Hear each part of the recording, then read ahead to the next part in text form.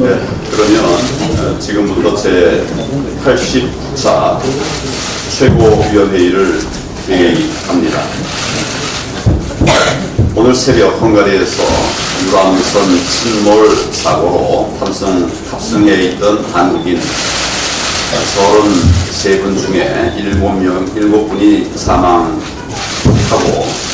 19명은 아직 실종 상태라고 하는 가슴 아픈 소식을 들었습니다. 현재 심한 폭우가 내리고 있다고 하는데 수색 작업에 어려움이 있지 않을지 매우 걱정이 됩니다. 외교 당국은 헝가리 현지와 신속하고도 적극적인 공조를 통해서 조속히 우리 국민을 무사히 구조할 수 있도록 총력을 기울여 주실 것을 당부드립니다. 어제 문재인 대통령께서 우리 당을 향해서 기본과 상식을 지켜달라고 요청을 하셨습니다. 그런데 지금 우리나라에서 기본과 상식을 가장 안 지키는 분이 과연 누구냐? 이걸 묻지 않을 수가 없습니다. 총선을 1년도 안 남긴 엄중한 시점에서 국정원장과 민주당 선거 책임자가 기자까지 동석해서 4시간 넘게 자리를 가진 것은 과연 상식에 맞는 일입니까?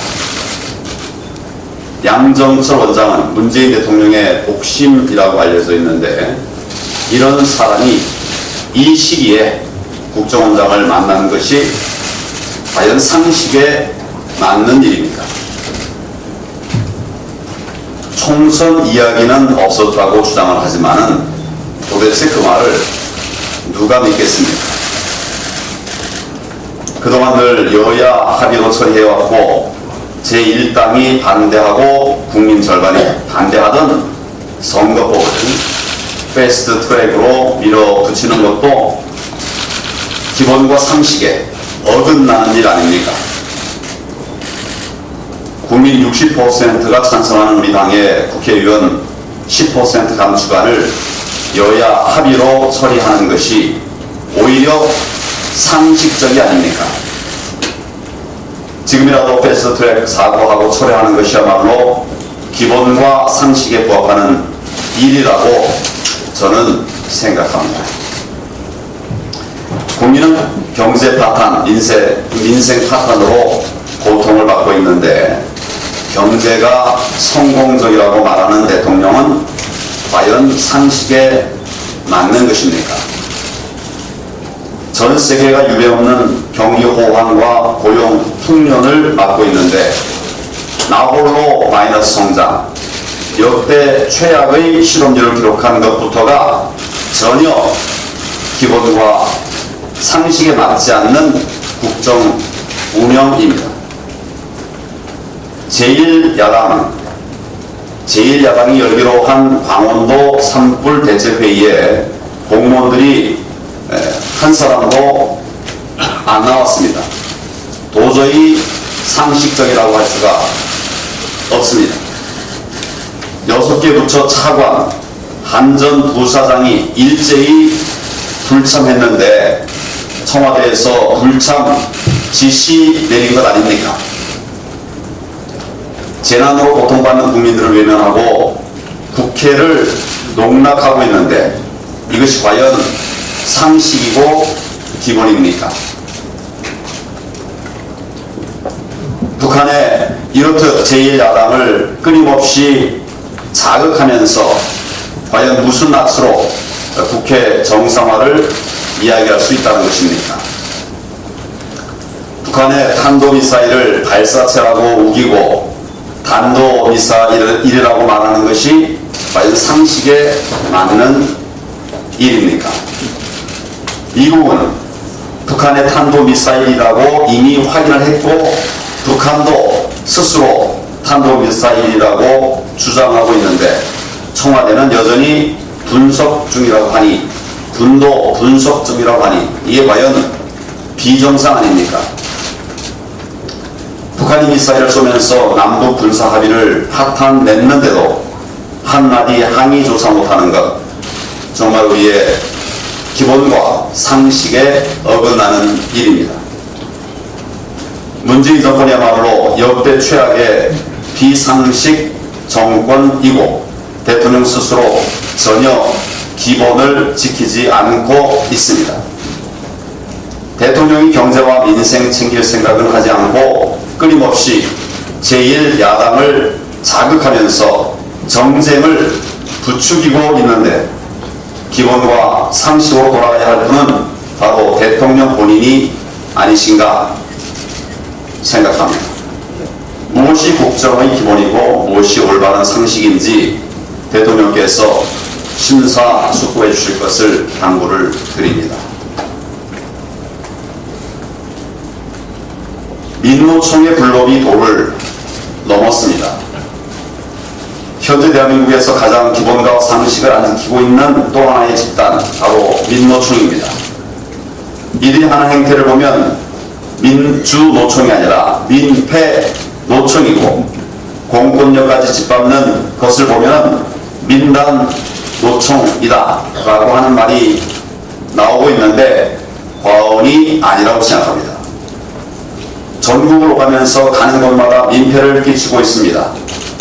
국회에 난입하고 경찰 폭행하고 법원 명령까지 무시하고 남의 일자리 빼앗으면서 밀란 수준의 불법까지 저지르고 있습니다. 전국의 건설 현장은 심각한 상황에 빠져 있습니다. 민노총 조합원들만 고용하면서 협박을 일삼고 이에 거부하면 시위를 벌이면서 공사를 방해하고 있습니다. 울며 겨자 먹기로 민주노총 조합원을 고용하면 임금 더 높여 달라고 하고 높게 받으면서도 일은 제대로 하지 않고 배짱만 부리는 사람들이 많다. 그 바람에 건설사들이 죽을 노릇이라고 합니다. 공기가 지연되고 비용이 증가해서 발생하는 피해는 고스란히 애꿎은 기업과 국민들에게 돌아가고 있습니다. 게다가 이제는 다른 노조들까지도 서로 자기 조합원을 고용하고 시위 경쟁을 벌이고 있습니다. 이게 정상입니까? 이런 비상식적 행태의 근본 책임은 결국 이 정권에 있습니다. 민노총의 불법 시위와 폭력은 제대로 처벌하지도 않으면서 진압 과정에서 조그만 충돌만 나도 경찰을 징계하고 있습니다. 이런 판이니 어느 공권력이 이들의 망동을 막으려 할 수 있겠습니까? 정권의 비호를 받고 있으니 아무리 불법을 저질러도 영장 청구는커녕 잡자마자 풀어주기 바쁩니다. 그나마 영장을 청구해도 법원에서 대부분 기각하고 있습니다. 문재인 정권이 민노총 촛불 청구서를 감느라고 온 국민의 엄청난 피해를 방치하고 있는 것입니다. 사실상 민노총 무법천지가 되고 있습니다. 노동개혁 없이는 산업구조 혁신도 불가능하고 청년들을 위한 일자리도 만들어낼 수 없습니다. 많은 경제전문가들과 국제기구들이 한결같이 지적하는 문제가 우리 노동시장의 경직성 문제입니다. 그런데 민노총 기득권 지켜주느라고 우리 경제가 완전히 무너질 상황으로 몰아가고 있는 것입니다. 민노총의 불법행위를 엄단하고 즉각 노동개혁에 나설 것을 대통령과 정부에게 강력히 촉구합니다. 우리 당 차원에서도 노조의 불법행위를 근절할 수 있는 제도적 대안과 지혜를 찾아주시기를 바랍니다. 감사합니다.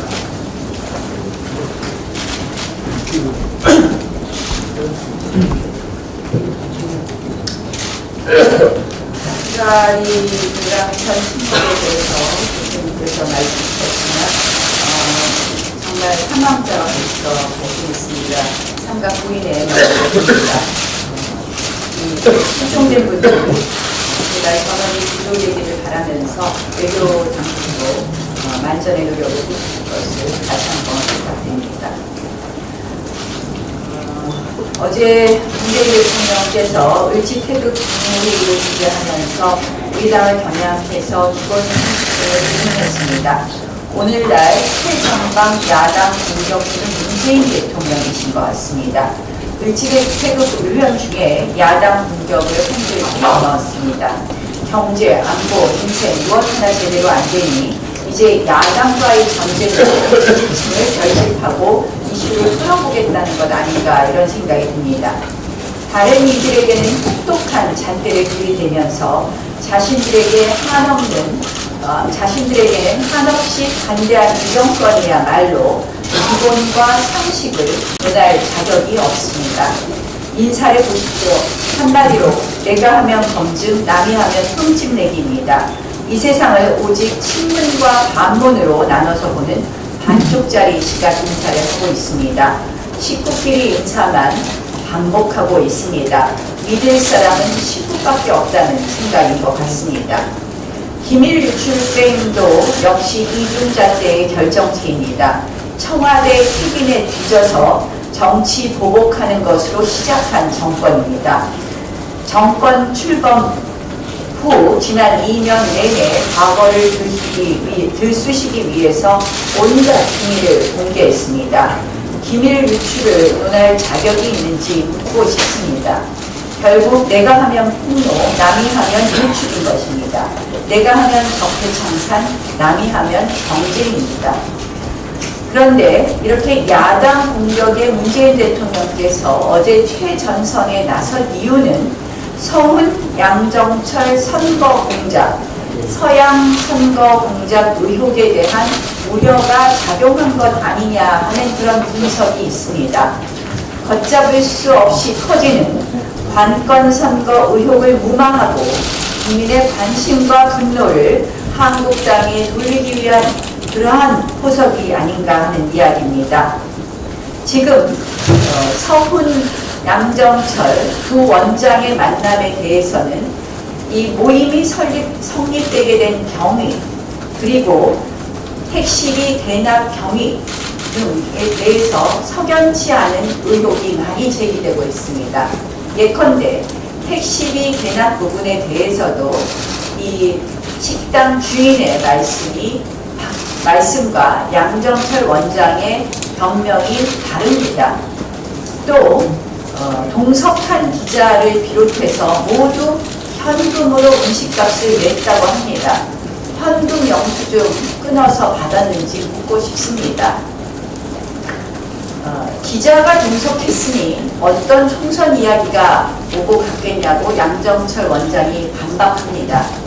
기자도 하루아침에 청와대 대변인으로 발령나기도 하는 세상입니다. 그런 변명으로 빠져나갈 수 없다고 생각합니다. 정권을 잡자마자 국정원을 마비시키면서 내건 구호. 꼭 한번 이 부분도 조사해 보시면 좋겠습니다. 저희 자유한국당은 비례대표를 폐지하는 것을 당론으로 정해놓고 있습니다. 저희들은 6월부터 당에서 좀 더 본 국민을 상대로 비례대표 폐지를 위한 그리고 지역구 의석수를 줄이는 그런 본 국민 운동에 함께 동참할 것을 촉구합니다. 잘 아시다시피 미국의 유권자 수 대비 국회의원을 환산해서 계산하면 우리나라의 국회의원 수는 87명이면 됩니다. 그리고 100번 양보해서 일본의 유권자 수 대비 국회의원 수로 환산해보면 194명이면 됩니다. 근데 지금 현재 우리나라 국회의원 수는 300명입니다. 이것도 모자라서 지금 더불어민주당과 일부 야당은 야합을 해서 국회의원 수를 더 늘리기 위한 연동형 비례대표제를 하려고 하고 있습니다. 국민 여러분께서는 반드시 이 부분을 막아내는데 힘을 보태해 주시길 바랍니다. 저희 자유한국당 역시 총력을 다해서 비례대표 폐지를 위한 범국민운동, 범시민운동에 앞장서 나갈 것입니다. 저희 당이 국민 여러분께 다시 한 번 더 호소합니다. 비례대표를 반드시 폐지하여 정치 개혁에 우리 국민들께서도 함께 동참해 주실 것을 거듭 호소드립니다. 이상입니다.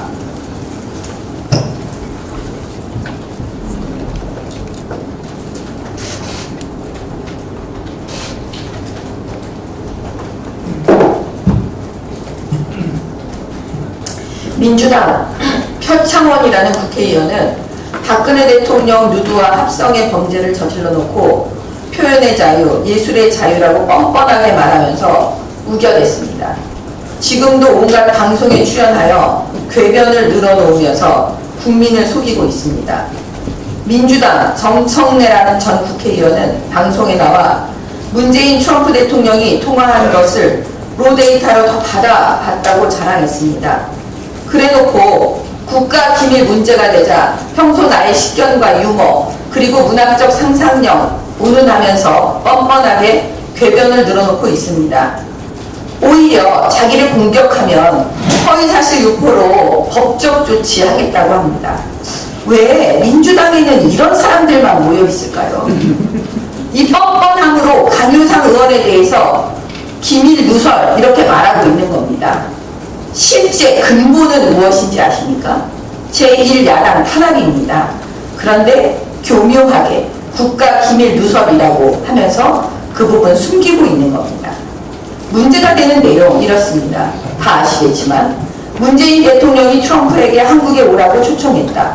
트럼프가 돌아가는 길에 잠깐 들리면 될 것이라고 시큰둥하게 말했다. 이런 내용입니다. 우선 청와대는 처음에 사실무근이라고 발뺌을 했습니다. 그러다가 지금은 기밀 누설이라고 합니다. 사실무근인데 그럼 사실이 아니면 기밀이 아니지 않습니까? 근데 무슨 누설입니까? 지금까지 수차례 문재인 트럼프 정상간의 통화 내용에 대해서 청와대 발표와 백악관의 발표는 서로 달라왔었습니다. 저는 늘 궁금했습니다. 혹시 청와대가 국민들을 속이는 걸까? 이런 의심들을 할 수밖에 없는 상황이 여러 정황으로 나타났습니다. 최근에 식량 부분도 그렇지 않습니까? 만약 강효상 의원이 민주당 의원이라면 아마도 저들은 이렇게 말했을 겁니다. 국민들의 알 권리를 위해서 그랬다고요. 국가 기밀도 아니라고요. 자기네 식구에게 정보 주면 국가 기밀이라도 국가 기밀이 아니고 설사 국가 기밀이라고 해도 알 권리가 먼저여서 괜찮고 이게 그들의 논리입니다. 자기네 식구 아닌 사람들은 사실이 아니어도 국가 기밀이라고 고발을 해댑니다.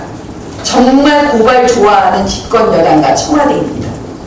문재인 대통령은 자기 식구들이 상식을 지키지 않고 궤변을 늘어놓아도 아무 말 안 하다가 제1야당에 대해서는 상식을 지키라며 공격을 합니다. 스스로 자기 식구들에게 먼저 상식 지키라고 말을 하고 정리한 후에 제1야당에 대해 말하는 것이 대통령다운 것 아니겠습니까? 내 편, 남의 편에 따라 상식이 달라지는 대통령. 이런 대통령이 문재인 대통령입니다. 어찌할까요? 보호 통제라 며칠간 이 단어가 제 머릿속을 꽉 채웠습니다. 젊은 현명한 우리 언론인 여러분, 진심으로 부탁드립니다. 한번 생각해 봐주시기 부탁드립니다. 이상입니다.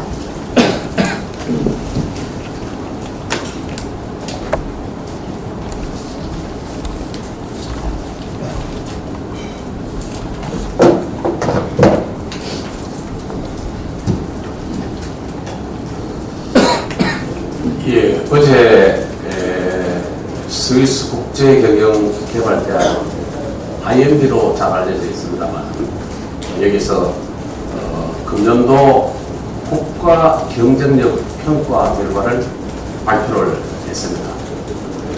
예상은 했습니다만은 그리 반갑지 않은 소식입니다. 우리나라는 종합순위 면에서 평가 대상 63개국 중에서 작년보다 한 단계 내려앉아서 28위가 되었습니다.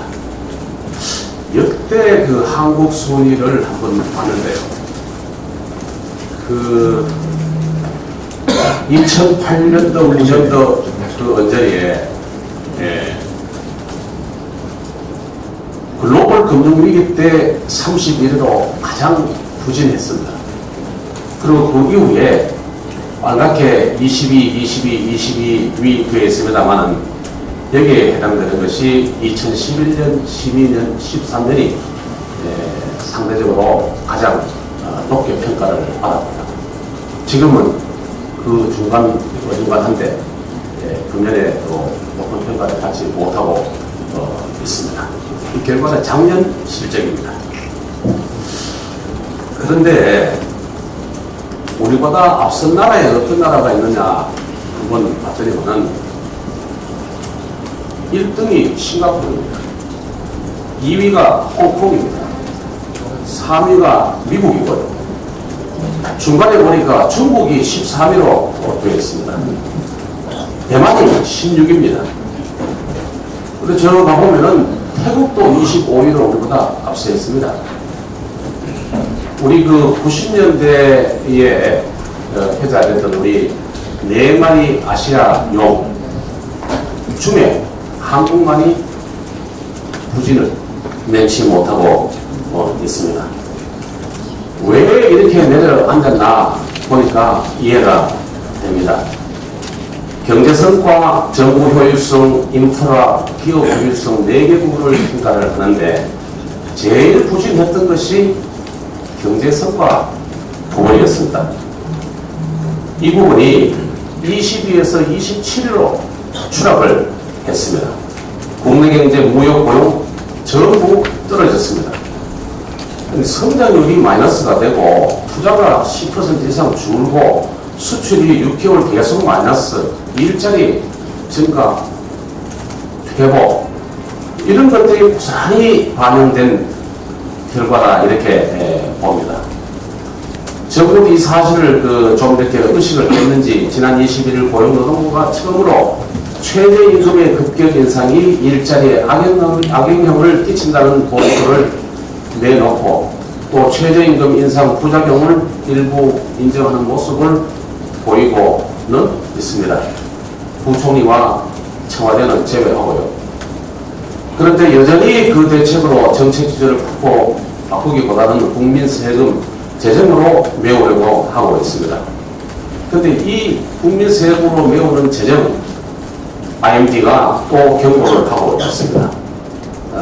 전체적으로 보면 이 부분에서도 29에서 31위로 평가를 낮게 해주고 있는데 우선 재정 부분도 낮게 평가하고 또 조세 정책도 낮게 평가하고 우려를 보여주고 있습니다.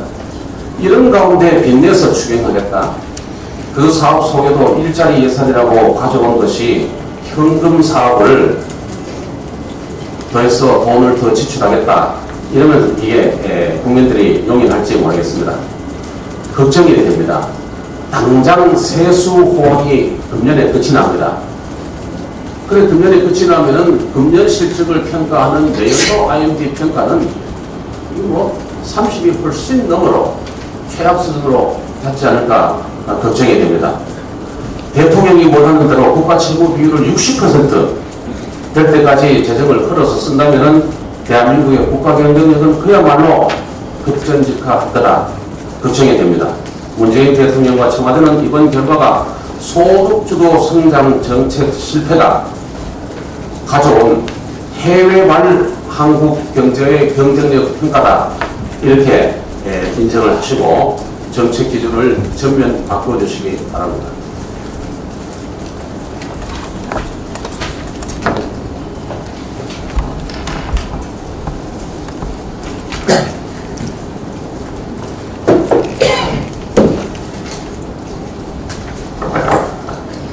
네, 민주노총의 불법 청구를 보고 민주당의 이인영 원내대표는 한국당처럼 어느 한쪽에 치우친 지독한 편견으로 보고 있지는 않다라고 발언을 했습니다. 더욱이 양대 노조 간에 중재할 계획에 대해서는 아직까지는 구체적인 얘기는 할 수 없다 이렇게 답변을 했는데요.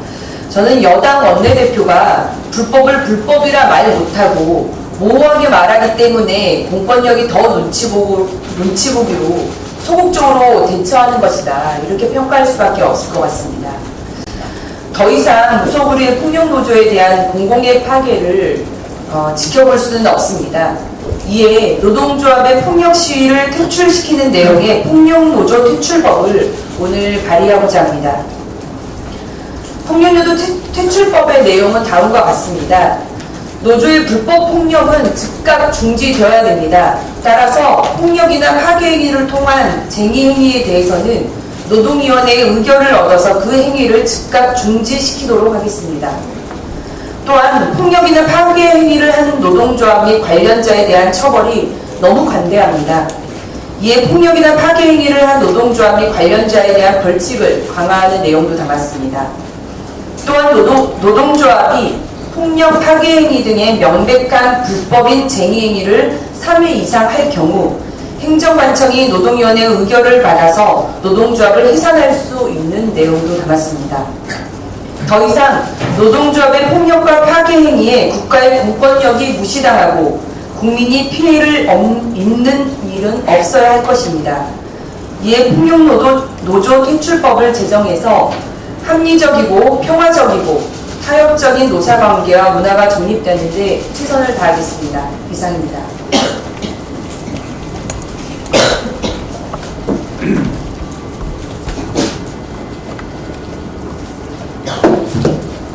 주제하는 바와 같이 이 정권은 이미 모든 헌법기관을 다 장악하고 이제 국회만 장악하면 대한민국의 악영화라는 목표를 이뤄낼 수 있다라고 판단하고 기승전 총선 전략으로 임하고 있습니다.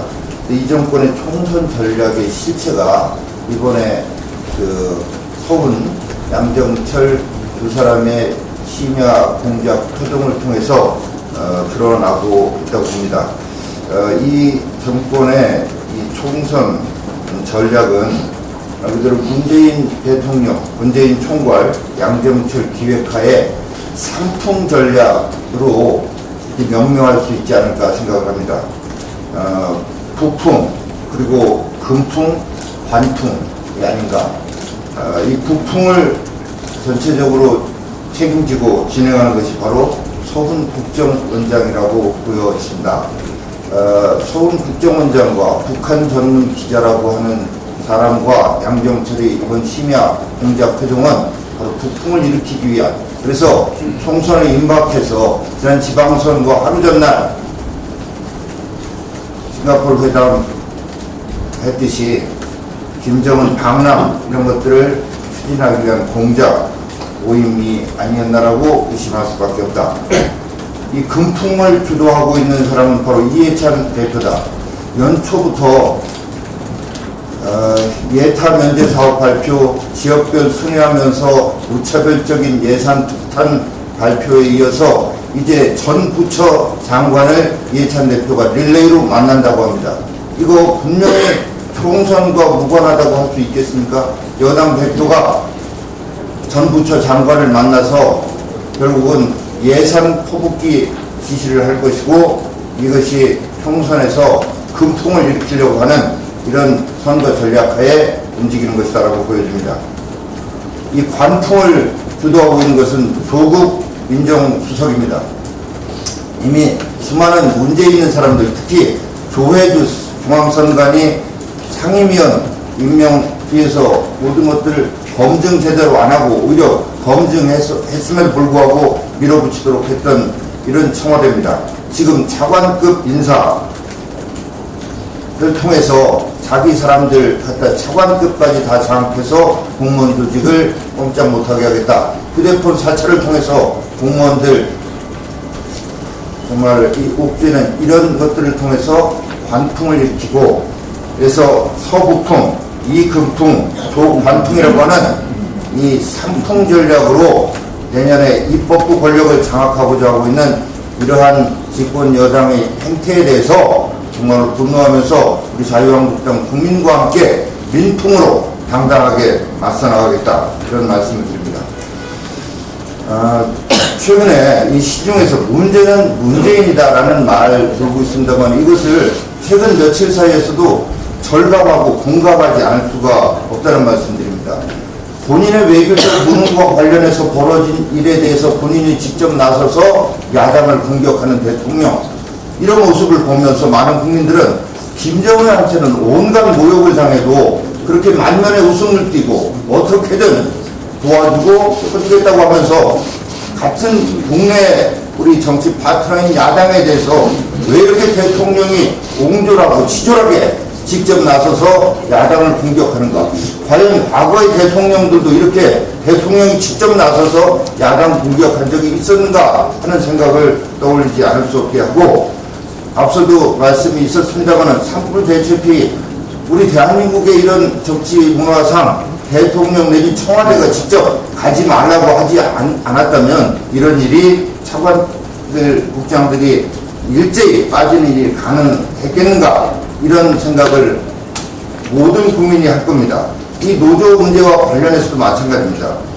쇠파이프 신너가 등장하고 국회 당장이 무너지고 공권력은 무기력하고, 이런데 여당 소속의 방역단체장, 방역의 의장은 오히려 선동하면서 삭발하고, 이런 일들 결국은 왜 벌어졌겠습니까? 문재인 대통령이 친노조 반기업 정책으로 일관하는 이런 과정에서 이런 일들이 벌어진 것 아니겠습니까? 정말로 문제는 문재인이다라는 이 시중의 얘기를 대통령께서 귀담아 듣고 생각을 전환하기 바랍니다. 당 대표께서 하신 민생 대장정 후속 조치와 관련해 짧게 보고드리겠습니다. 이미 170여 건의 어떤 민생 과제, 이 부분을 상임위별로 분류 배정했습니다만, 후속 조치를 면밀히 하기 위해서 각 상임위별로 이 건에 대해서 입법 필요사항, 그리고 예산 반영이 필요한 사항, 현장 조사나 추가 방문이 필요한 사항, 관련 토론회를 개최할 사항, 총선 공약으로 이렇게 발전시켜야 될 사항으로 부분해서 금주까지 분류를 마치고, 이 부분을 지난번 보고 회의가 있었던 한 달 후인 6월 27일 전후까지 필요한 조치를 취하고 조치 사항을 서로 보고하고 공유하는 이런 순서로 진행을 해나가고자 한다는 말씀을 드립니다. 네, 그럼 지금부터 회의를 공개로 전환하도록 하겠습니다.